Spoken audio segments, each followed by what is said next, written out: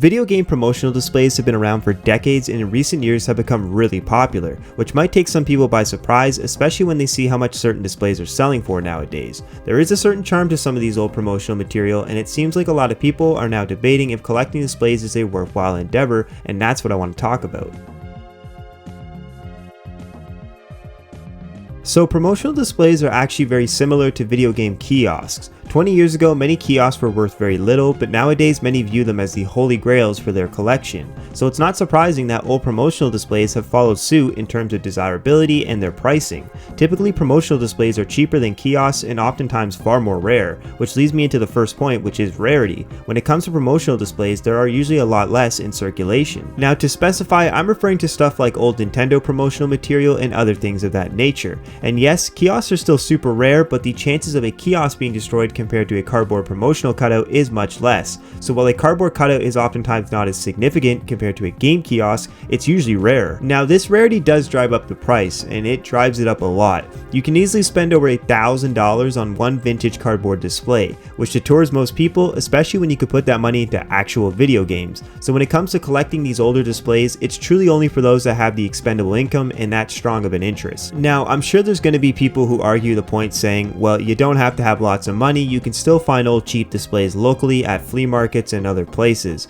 But truthfully, these pieces are just so rare, the odds of ever finding one in the wild for cheap is really low, which means you're going to usually have to pay a premium for these displays online or off Facebook marketplace groups. But it's not all bad, and the reason is because there's a lot of alternatives to these crazy expensive displays, with the first one being old video game promotional posters. Yes, these can still be insanely expensive, but for the most part they tend to be on the cheaper side. Now of course a poster isn't going to be as cool compared to a large cardboard standee, but considering you can get some really nice vintage promo posters for about $20 to $30 on eBay, the value to me is much more worthwhile. But if you are still insisting on going the promotional display route, there is another option, and that's going the route of reproduction displays. There are tons of people on sites like eBay and Etsy who offer these services. You can even get reproduction light signs for 1/10 of what it would cost for an original. So while yes, you aren't getting an authentic piece, you instead get to save a good chunk of cash. And there's quite a few cool reproductions out there, such as this GameCube Animal Crossing one. This display was used during the launch of Animal Crossing on the GameCube and was hung off the ceiling.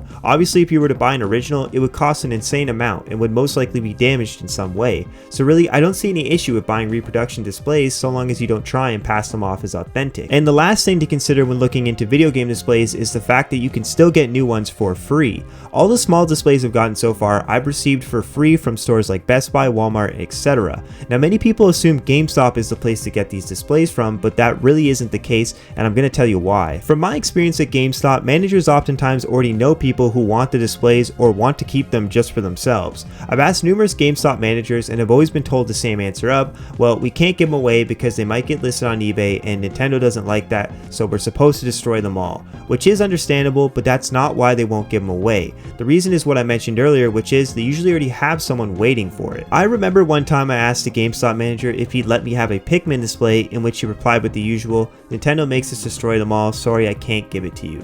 So then a few days passed and I'd asked a local game collector if he had any spare Pikmin displays, in which he told me that he had currently one waiting for pickup at that GameStop. So basically he knew the GameStop manager far ahead of time, and that's where he was getting his displays from. So when it comes to these things, it's really all about the connections and knowing the right people. Yes, you can still get lucky and snag a display or two, but a lot of promotional material is gatekept, which kind of sucks, but that's the reality of video game collecting in general. And that concludes the video. Please let me know what you think about video game displays and if they are actually worth collecting. It's a very niche topic, but one that has a lot of money playing into it.